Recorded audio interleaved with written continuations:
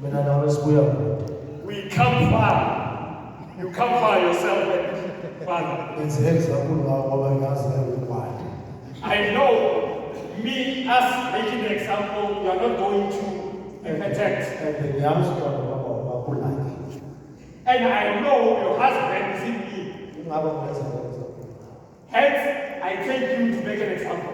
Udibane noSlam When you meet a silly person, ezodibana nathi kumnyama or he finds us in darkness, because into zasemnyameni sinokusa phakathi. you see, things which are done in the darkness, they are silly. They've got silly tendencies. Athi ngimbonile ubaba Mthumba noma Nkosi. He says, I saw Father Mtumba and Mother Nkosi.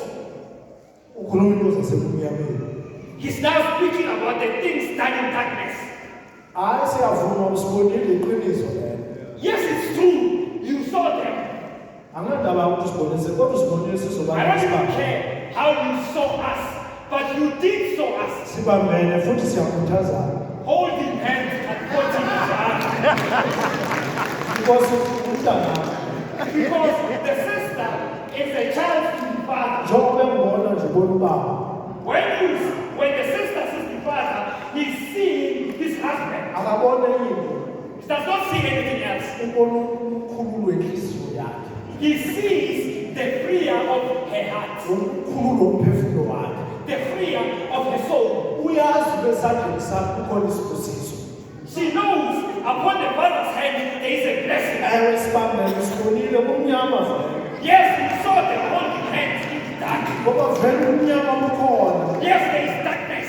Azama ukuthi into singahlangani nakumnyama. God never said they must not hold hands in the dark. Ayikho lona. There's nothing like that. Sihlangana noma ngabe kunini. Whatever time they meet, Ngihlangene nodadewethu. now they meet, And ngimnika uphilo. and the father gives her life. Wena uSlay usibonile siyafuna. You silly person, you saw them holding hands. Uyazi into uSlay ayephi? You know what the silly person will then go? Ayekufana uNtuma. He goes to Mother Mtumba. Ayekufana uNtuma. He goes to Mother Mtumba. Uzomthola ehleli kwakhe. Finds Mother Mtumba peacefully at home. Angekho. Mother Mtumba is upset. And ujabulile. And Mother Mtumba is very happy, Ulungiselela umyeni wakhe. preparing for her husband, Uyamphekela.